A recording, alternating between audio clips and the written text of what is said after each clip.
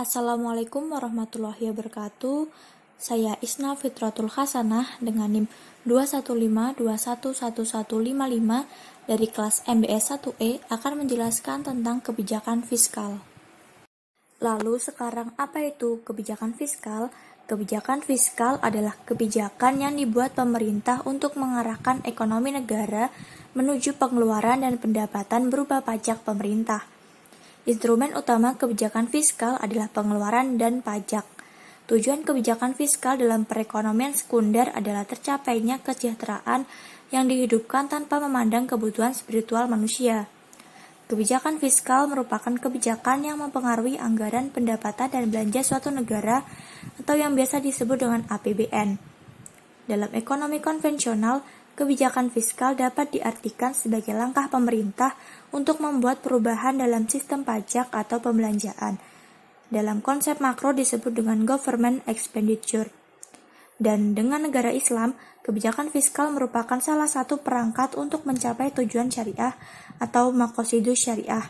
Sebagaimana dijelaskan oleh Imam Al-Ghazali, yaitu meningkatkan kesejahteraan dengan tetap menjaga keimanan, kehidupan, intelektualitas, kekayaan, dan kepemilikan. Ada 4 macam kebijakan fiskal. Yang pertama adalah pembiayaan fungsional atau functional finance.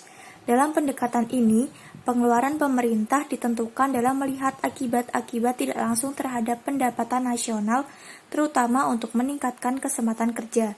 Pajak berfungsi mengatur pengeluaran swasta, sedangkan pinjaman sebagai alat menekan inflasi lewat pengeluaran dana masyarakat. Yang kedua ada pengelolaan anggaran atau the managed budget approach. Menghendaki hubungan langsung antara pengeluaran pemerintah dan perpajakan selalu dipertahankan, tetapi penyesuaian dalam anggaran selalu dibuat guna memperkecil ketidakstabilan ekonomi, sehingga pada suatu saat terjadi defisit maupun surplus. Lalu yang ketiga ada stabilisasi anggaran otomatis atau destabilizing budget. Terdapat penyesuaian secara otomatis terhadap penerimaan dan pengeluaran yang akan menyebabkan perekonomian menjadi stabil tanpa adanya campur tangan pemerintah. Pengeluaran pemerintah akan ditentukan berdasarkan pada perkiraan manfaat dan biaya relatif dari berbagai program, sedangkan pajak akan ditentukan sehingga menimbulkan surplus dalam periode kesempatan penuh. Yang keempat dan terakhir adalah anggaran belanja seimbang atau balance approach. Adanya keseimbangan antara penerimaan dan pengeluaran pemerintah dalam jangka panjang agar terjadi keterikatan dalam perekonomian sehingga memperoleh kepercayaan masyarakat. Lalu, apa saja kebijakan pendapatan ekonomi dalam Islam? Yang pertama ada kaidah syariah yang berkaitan dengan kebijakan pungut zakat. Ajaran Islam dengan rinci telah menentukan syarat kategori harta yang harus dikeluarkan zakatnya, lengkap dengan besaran tarifnya. Maka dengan ketentuan yang jelas tersebut, tidak ada hal bagi pemerintah untuk mengubah tarif yang telah ditentukan. Yang kedua, kaidah syariah yang berkaitan dengan hasil pendapatan yang berasal dari aset pemerintah. Pendapatan dari aset pemerintah dapat dibagi menjadi 2 kategori, yaitu pendapatan dari aset pemerintah secara umum, yaitu berupa investasi pemerintah yang dikelola oleh pemerintah atau masyarakat, dan pendapatan dari aset yang masyarakat ikut memanfaatkannya, yaitu sarana-sarana umum yang sangat dibutuhkan masyarakat. Kemudian yang ketiga ada kaidah syariah yang berkaitan dengan kebijakan pajak. Seandainya pungutan pajak diperolehkan dalam Islam, maka kaidahnya harus berdasarkan pada kaidah adalah dan kaidah darurah, yaitu pungutan tersebut berlaku untuk orang yang mampu atau orang kaya dan untuk membiayai yang betul-betul sangat diperlukan dan pemerintahan tidak memiliki sektor pemasukan lainnya. Kemudian di sini ada kebijakan belanja ekonomi Islam. Kaidah-kaidah umum yang didasarkan dari Al-Quran dan hadis dalam memandu kebijakan belanja pemerintah, antara lain, yang pertama ada kebijakan atau belanja pemerintah harus terus mengikuti kaidah maslahah. Yang kedua, masyakoh, kesulitan, dan mudorot harus didahulukan jika melakukan pembenahan. Yang ketiga, mudorot individu dapat dijadikan alasan untuk menghindari mudorot dalam skala umum. Yang keempat, pengorbanan individu dapat dilakukan dan kepentingan individu dapat dikorbankan demi menghindari kerugian pengorbanan dalam skala umum. Yang kelima, kaidah al-ghurmu bil-ghuni, yaitu kaidah yang menyatakan bahwa ingin mendapatkan manfaat harus siap menggunakan beban, atau yang ingin untung harus siap menggunakan atau menghadapi kerugian.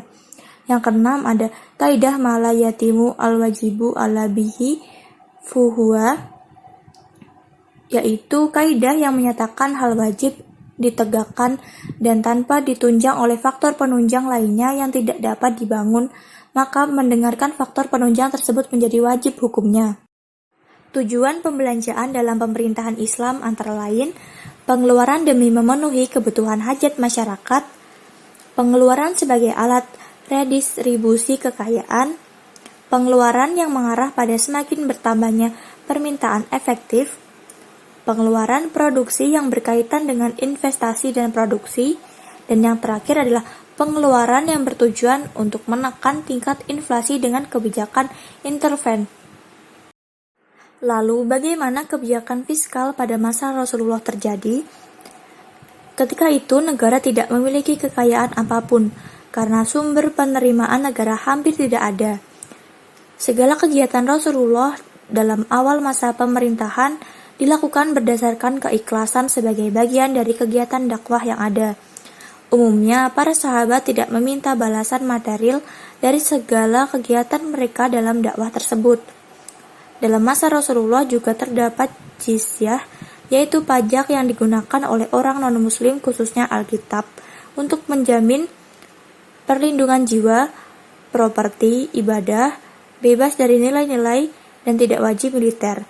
Tujuannya adalah kebersamaan dalam beban negara yang melindungi keamanan dan tempat tinggal bagi mereka dan juga sebagai dorongan untuk kaum kafir agar masuk Islam.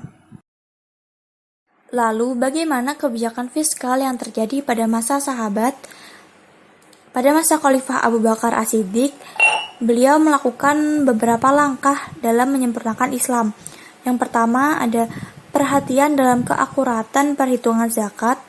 Yang kedua, pengembangan pembangunan Baitul Mal dan penangguhjawaban Baitul Mal.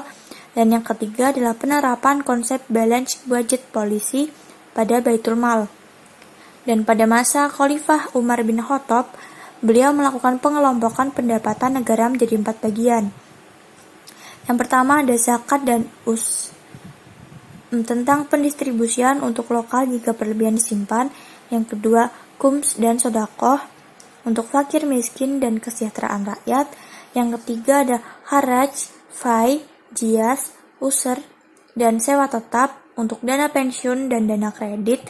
Dan yang keempat ada pendapatan dari semua sumber atau pekerja, pemeliharaan anak terlantar, dan dana sosial.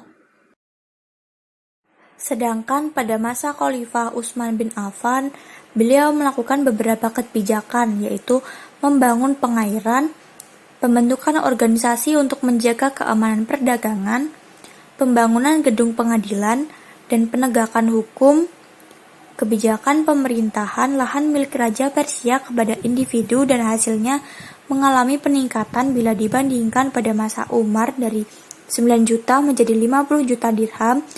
Dan yang terakhir adalah selama 6 tahun terakhir dari pemerintahan, situasi politik negara menjadi kacau. Kepercayaan terhadap pemerintahan Utsman mulai berkurang dan puncaknya rumah Utsman dikepung dan dibunuh dalam usia 82 tahun. Dan sedangkan pada Khalifah Ali bin Abi Thalib ada beberapa perubahan kebijakan yang dilakukan beliau. Yang pertama ada pendistribusian seluruh pendapatan yang berbeda dengan Umar yang berkunjung untuk cadangan. Yang kedua ada pengeluaran angkatan laut untuk penghapusan. Dan yang ketiga adanya kebijakan pengetatan anggaran. Lalu bagaimana formulasi kebijakan fiskal Islami di era modern? Kebijakan fiskal tidak hanya memperhatikan perhatian pada pendapatan dan pembelaan negara, tapi juga pada pilihan berbagai instrumen kebijakan perpajakan dan pembelanjaan negara. Cara yang berbeda dalam menaikkan dan membelanjakan anggaran memiliki dampak ekonomi yang berbeda.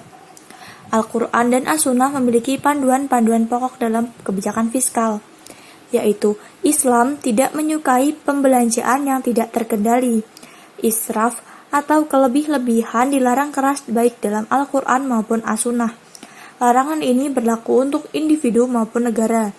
Dan kebijakan fiskal harus mampu memenuhi sasaran dasar sebuah tatanan sosioekonomi Islam.